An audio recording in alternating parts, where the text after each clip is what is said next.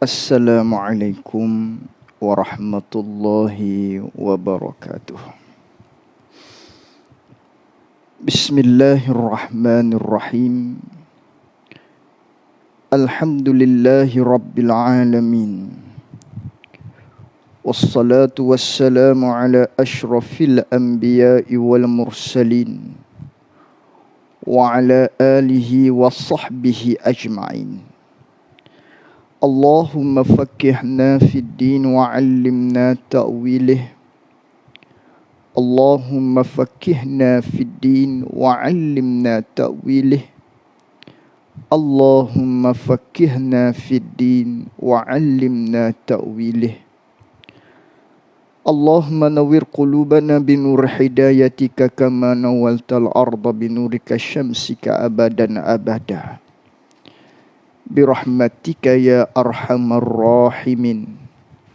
Rabbi shrah li sadri wa yassir li amri wahlul 'uqdatam min lisani yafqahu qawli. Allahumma salli wa sallim ala sayyidina wa maulana Muhammad. Qala al-muallif rahimahullahu ta'ala wa nafa'ana bi'ulumihi wa bi'ulumina fid daraini amin. Dan ketahui olehmu bahawasanya makna taubah pada lughah kembali dan pulang, dan pada syarak barang yang berhimpun padanya pada barang tiga rukun. Muslimin muslimat yang dikasihi oleh Allah Subhanahu wa taala. Kita kembali pada perbicaraan kita menerusi kitab penawar bagi hati ini di dalam siri kuliah Maghrib secara online kita, di mana perbicaraan kita berkaitan dengan sifat mahmudah yang pertama yang kita bincangkan, iaitulah sifat taubah. Yang mana taubah ini merupakan anak kunci kepada mereka yang ingin berjaya di akhirat kelak. Dan ianya merupakan permulaan jalan yang perlu kita tempuhi bagi mereka-mereka yang menjalani kehidupan agama untuk berjaya bagi akhirat kita. Maka taubah inilah yang utama sekali, permulaan jalannya untuk kita berjaya, untuk kita beruntung, untuk kita mendapat keuntungan, mendapat kejayaan pada negeri akhirat. Dan taubat ini merupakan satu kewajipan. Kewajipannya pula ialah kewajipan yang bersegera pada taubah tersebut. Tidak boleh sama sekali untuk kita melengahkan dia, menangguhkan taubah setelah mana seseorang itu jatuh di dalam derhaka ataupun maksiat kepada Allah Subhanahu wa taala. Yang mana tak kala seseorang itu menangguhkan, melengah-lengahkan, biarlah dulu, taubat nanti-nantilah, maka orang ini sesungguhnya dia telah melakukan maksiat yang lain pula, dapat dosa yang lain pula, dosa selain daripada dia melakukan maksiat kepada Allah, umpamanya seperti meninggalkan sembahyang, tiba-tiba enggan bertaubat segera, melengah-lengahkan taubat daripada dosa tersebut, maka melengahkan itu merupakan satu maksiat dan dosa yang lain. Tinggal sembahyang satu dosa, melengahkan taubat itu pun juga merupakan satu dosa.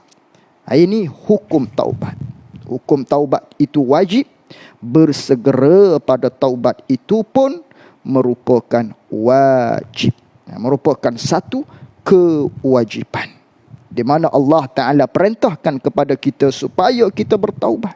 Di dalam Al-Quran Allah Ta'ala berfirman, "Wa tubu ilallahi jami'a ayyuhal mu'minun. Bertaubatlah kamu, hei orang-orang yang beriman. Nabi juga memesan di dalam hadisnya, ya ayyuhan nas tubu ilallah fa inni atubu ilaihi fi yaumin mi'ati marrah. Nabi SAW perintahkan supaya kita bertaubat kepada Allah. Yang mana Nabi sendiri bertaubat pada setiap hari sebanyak 100 kali. Yang mana taubat Nabi ini merupakan satu tauladan kepada kita selaku ummah. Yang mana Nabi yang tidak berdosa, yang maksum pun bertaubat kepada Allah. Apatah lagi kita yang penuh dengan maksiat, derhaka kepada Allah Subhanahu wa ta'ala. Maka muslimin muslimat yang dikasihi oleh Allah Subhanahu wa ta'ala, orang yang bertaubat, maka Nabi SAW menyatakan, bersabda dengan katanya, orang yang bertaubat daripada dosa seperti dia tidak berdosa. Sebagaimana kita memakai baju, tiba-tiba baju kita kotor, lalu tu kita basuh baju tersebut dengan mesin ataupun dengan tangan, katakan, maka setelah itu bersih. Maka begitulah taubat. Nabi SAW menyatakan, at-taibu minadz-dzambi kaman la dzambalah. Orang yang bertaubat daripada dosa seperti mereka yang tidak mempunyai dosa. Kerana bila kita bertaubat, Allah Ta'ala ampun dosa kita, mudah-mudahan. Maka oleh yang demikian, taubat yang manakah yang diterima oleh Allah Subhanahu wa ta'ala? Maka tentulah taubat yang kamil, taubat yang sempurna. Apakah taubat yang sempurna? Yang mencukupi rukun-rukunnya dan syarat-syaratnya. Maka pada malam ini, pengarang kita Syekh Abdul Qadir Al-Mandili rahimahullah ta'ala nak menyatakan pula kepada kita, nak mendatangkan kepada kita berkaitan dengan rukun-rukun taubah. Di mana kata pengarang rahimahullah ta'ala, dan ketahui olehmu bahawasanya makna taubah pada lughah, pada bahasa, makna taubat pada dari sudut bahasa Arabnya ialah kembali dan juga pulang. Itu atas tafsir. Makna taubah tu ialah kembali ataupun pulang. Taba yatubu dengan makna raja'. Taubat dengan makna kembali dan pulang. Kita pergi ke mana-mana pada satu-satu tempat. Satu hari kita pun nak kembali, kita nak pulang. Itu kembali pulang. Itu dari sudut bahasanya taubah dengan makna pulang. Taba dengan makna raja'ah. Adapun dari sudut syarak, dari sudut makna hak kita naknya taubah di sisi syaraknya, kata pengarang rahimahullahu ta'ala, dan pada syarak, yakni dan ketahui olehmu bahawasanya makna taubah itu pada syarak, pada istilah agama kita. Bila sebut taubah ni apa maksud, pengertian, definisi bagi makna taubah tu? Lalu tu kata pengarang pada syaraknya, makna pada syarak taubat ni ialah barang yang berhimpun padanya pada barang, perkara hak berhimpun pada perkara tu 3 rukun. Benda, sesuatu perkara yang terhimpun padanya 3 perkara. Kena ada 3 ni, kena berhimpun 3 ni, baru nama taubat. Iaitulah taubat pada syarak kena ada 3 ni. Sebagaimana sembahyang lah, nak nama sembahyang pada syarak mestilah kena berhimpun 13 rukun padanya. Kalaulah tidak ada 13 perkara, 13 rukun tersebut, tak nama sembahyang lagi tu. Begitulah taubat. Ada 3 perkara ni, ada 3 jenis ni, 3 perkara tersebut, 3 barang ini terhimpun padanya, itulah nama taubah. Pada istilah syarak kita yang dikehendaki dengan makna bagi taubah. Apa tu 3 perkara tu? Baru nama taubah. Taubah pada istilah kena ada 3 ni. Apa 3 ni? Yang pertama daripada 3. Yang pertama, menyesal atas mengerjakan maksiat. Kena menyesal atas mengerjakan maksiat. Maksiat hak kita buat tu kita kena menyesal. Maknanya menyesal ni ialah satu sifat hati. Bukan sekadar sebut di bibir mulut saja. Oh nyesal weh. Hati tak ada menyesal. Ada. Nyesal-nyesal ni maksud di sini ialah hati kita penuh dengan rasa sesal. Dengan penyesalan. Hati kita penuh dengan penyesalan. Dengan rasa bersalah. Dengan rasa menyesalnya. Di atas perkara maksiat yang kita lakukan tersebut. Maka nak rasa menyesal ni, tentulah seseorang yang ada perasaan sifat di hatinya takut kepada Allah Subhanahu wa taala. Manakala orang ni tidak ada perasaan takut kepada Allah, dia tidak akan timbullah penyesalan. Rasa menyesal di atas maksiat yang dilakukan. Kerana dia tidak ada perasaan takut kepada Allah. Sifat takut kepada Allah tidak ada. Maka nak menyesal ni tentulah bagi mereka yang mempunyai rasa di dalam hatinya takut kepada Allah Subhanahu wa ta'ala, baru timbul perasaan menyesal setelah mana mengerjakan jatuhnya dia di dalam maksiat. Maka rukun yang pertama ialah bagi taubah ini menyesal, insaf. Rasa sesal sungguh-sungguh di dalam hati atas mengerja maksiat yang dia lakukan yang tadi. Misalnya, jadi menyesal tu pula kerana Allah Ta'ala. Menyesal tu pula mestilah kerana Allah. Penyesalan yang ada di dalam hatinya, Allah nyesalnya aku kerana Allah Subhanahu wa ta'ala, tidak kerana yang lain. Adapun kalau kerana yang lain jadi macam mana? Maka tiada sah, tak jadi. Maka tiada sah taubat, tak jadi taubat mereka yang tiada menyesal.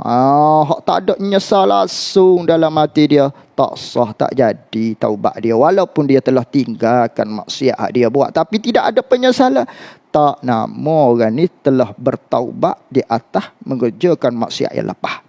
Tak ada langsung rasa menyesal. Ataupun ada rasa menyesal, atau menyesal ia, ada rasa menyesal. Tiada kerana Allah Ta'ala, tapi bukan penyesalan itu kerana Allah Ta'ala. Bukan. Contohnya seperti menyesal ia mereka tu di atas maksiat yang dia lakukan. Dia menyesal tu kerana bala. Kerana bala yang turun atasnya, atas mereka disebabkan maksiat itu. Lalu tu dia pun menyesal. Tapi menyesal tu kerana apa? Timbul rasa menyesal ni kerana timpa bala. Kerana ditimpa atasnya bala. Misalnya dia ni berahi berjudi. Misalnya suka berjudi. Lalu tu berjudi satu harinya bankrupt. Habis kena lelong. Rumah kena lelong, kereta kena lelong, habis batang kara dia. Tinggal bini-bini pun lagi. Dengan anak-anak misalnya. Allah menyesalnya, dia kata. Aku berjudi dulu nyesal dah, tak sih dah, buat tak mau dah. Rasa menyesal sungguh dalam hati dia. Tapi menyesal dia kerana apa? Kerana bukan Allah. Bukan kerana Allah penyesal dia, tapi kerana ditimpa bala. Adakah ini dinamakan taubah? Adakah cukup syarat? Adakah cukup rukun yang pertama, iaitulah rukun pertama menyesal atas mengerjakan maksiat? Tak masuk dalam rukun yang pertama lagi. Mana rukun yang pertama menyesal kerana Allah Ta'ala. Kerana taubah ni merupakan satu ibadat. Merupakan satu ibadat. Sebagaimana sembahyang, sebagaimana puasa, sebagaimana perintah ibadat-ibadat yang lain. Tentulah kita kena buat kerana Allah, tidak kerana yang lain. Maka begitulah taubah. Jangan kerana yang lain. Menyesal tersebut kerana Allah Subhanahu wa ta'ala.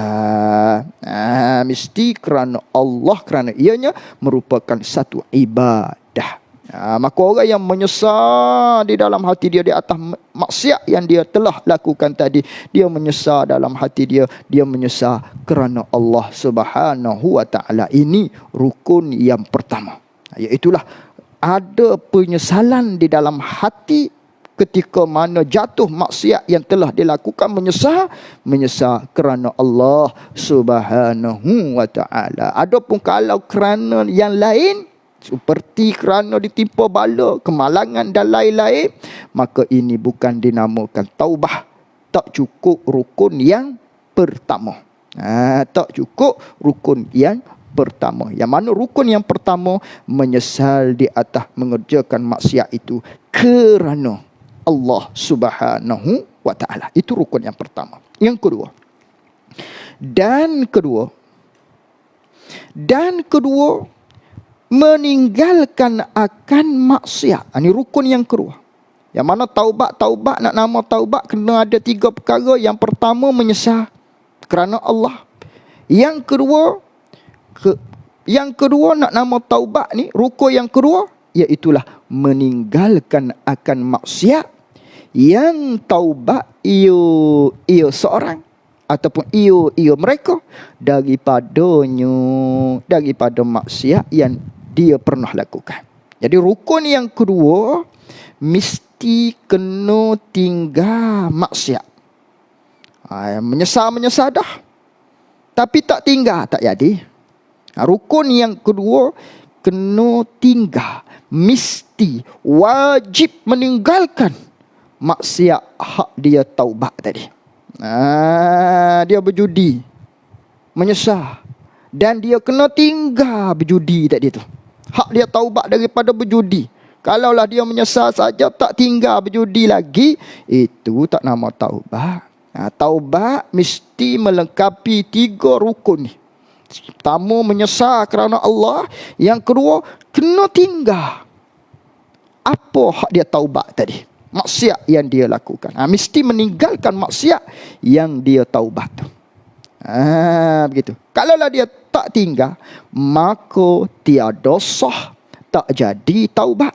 Mereka yang meninggalkan ia mereka akan maksiat, silap. Tak kena tu. Maka tiada sah taubat, tak jadi taubat. Mereka yang tiada meninggalkan ia, ada tiada tu, jatuh kita tu. Kena semak bagi orang yang ada kitab, kena semak. Ini pentingnya kita bertalaqi, pentingnya kita ambil daripada guru ni. Maka tiada sah taubat mereka yang tiada meninggalkan ia mereka, dia tak tinggal akan maksiat yang taubat ia mereka daripada maksiat. Tak jadi taubat orang hak tak tinggal maksiat, sedangkan dia taubat daripada maksiat tersebut tapi tak tinggal. Tak jadi taubat dia. Itu rukun yang kedua.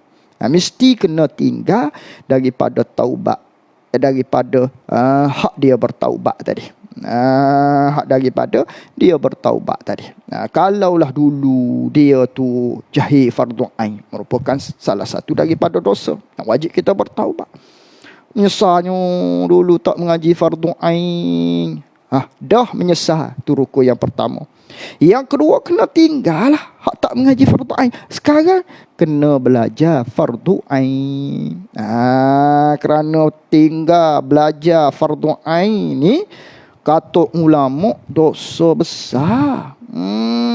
Meninggalkan belajar fardu ain ni. Maka bila kita dah menyesal, tu rukun yang pertama di atas kesilapan kita yang lepas. Sekarang kena pergi belajar lah, kena carilah ilmu fardu ain tadi tu. Tak pada duk begitu saja dak adi.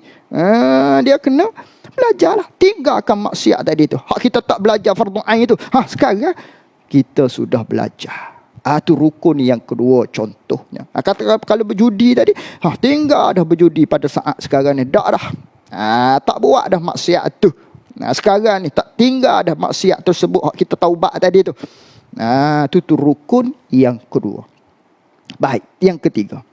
Dan ketiga, rukun yang ketiga, di mana kata pengarang rahimahullah ta'ala nak nama taubat kena ada 3 perkara.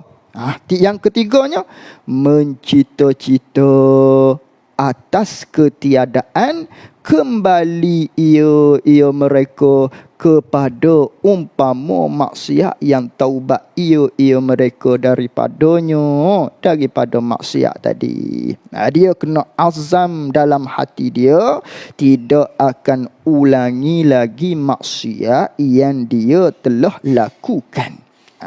Tu rukun yang ketiga, kena azam dalam hati takkan lagi kita ulangi maksiat tersebut. Tak dah, tak mau dah, tak azam dah dalam hati kita, tak embuh dah buat maksiat tersebut.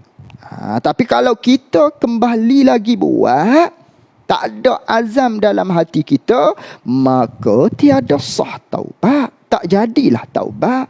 Mereka yang tak mencita-cita, mereka yang tak azam, tak pacak dalam hati dia, tak membulatkan dalam hati dia atas ketiadaan lagi kembali kepada umpama maksiatnya itu. Kalau tidak ada azam dalam hati dia, tak dah buat pada masa akan datang, tak pacak dalam hati dia gitu, tak dah, tak mau buat dah, tak nama taubat lagi. Walaupun dia sadar hak maksiat dia buat dulu, dan sekarang dia tinggal maksiat tersebut. Hak yang ketiga akan datang. Cita dalam hati kita, pacak kemah-kemah dalam hati kita, azam tidak akan mahu lagi ulangi maksiat yang tersebut. Cuma oleh kerana kita ni maksudnya manusia terkadang jatuh pula, maka kita kena bertaubat pula kepada Allah Subhanahu Wa Taala yang mencukupi 3 rukun tersebut. Itu yang ketiga. Nak nama taubat, mestilah mencita-cita. Mestilah kita azam dalam hati kita, bulatkan dalam hati kita, kejakkan dalam hati kita, takkan aku ulangi lagi maksiat hak aku buat. Ni rukun yang ketiga ni. Ni rukun yang ketiga. Yang pertama, menyesal kerana Allah. Yang kedua, tidak akan ulangi maksiat yang tersebut. Yang ketiga, cita di dalam hati kita, kita tidak akan kembali lagi ke ada maksiat yang telah kita lakukan. Kalau tidak ada cita dalam hati kita, azam dalam hati kita, maka orang ni tak nama bertaubat lagi kepada Allah Subhanahu Wa Taala. Tu baik, habis situ. Ini jika maksiat itu tiada meninggalkan fardu. Kata 3 rukun ni, jika maksiat tu, hak kita bertaubat tu, hak bukan kita meninggalkan fardu, hak tak berkait dengan kefarduan, hak kita tak buat tu, hak kita maksiat tu, dan tiada bergantung, bukanlah berkait dengan manusia. Maksiat hak kita buat tu, adapun kalaulah bergantung dengan kefarduan yang kita tinggalkan, bergantung dengan manusia, hak ni dia akan jadi 4 rukun yang lagi akan datang kita bincangkan. Kalau hak selain, asasnya kita kata umumnya, maknanya hak tak bergantung dengan manusia, hak tak bergantung dengan tinggal fardu ni ada 3. Menyesal kerana Allah, tinggal maksiat, yang ketiganya azam kita tidak akan melakukan lagi maksiat yang tersebut. Jenis maksiat yang tersebut kita azam tidak akan lakukan lagi. Itu rukun taubah nama dia. Maka dapat kita simpulkan di sini bahawasanya rukun taubah ini melengkapi 3 keadaan masa. Yang pertama, hak lepas. Yang kedua, sekarang. Yang ketiga, yang akan datang. Hak lepas, kita bertaubat dengan makna menyesal. Hak akan datang, hak sekarang dengan makna kita tak buat dah. Sekarang ni tak buat dah, tinggal dah maksiat tu. hak akan datang, kita azam dalam hati kita, bulat dalam hati kita, kejakkan dalam hati kita, iaitulah kita tidak akan melakukan ulangi lagi maksiat yang tersebut. Ini dikatakan rukun taubah. Nah, inilah namanya rukun taubah yang bukan bergantung dengan, yang berkait dengan tinggal fardu dan juga tidak bergantung dengan kesalahan kita kepada manusia. Adapun jika bergantung dengan tinggalnya kita kefarduan dan juga bergantung dengan kesalahan kita kepada manusia, maka ini akan bertambahlah rukun taubah tersebut. Maka kita akan bincangkan yang seterusnya tersebut pada kuliah maghrib kita secara online pada sesi yang seterusnya. Wallahu a'lam wa ilmuhu atam. Jazakumullah khairan jazaa. Assalamualaikum warahmatullahi wabarakatuh.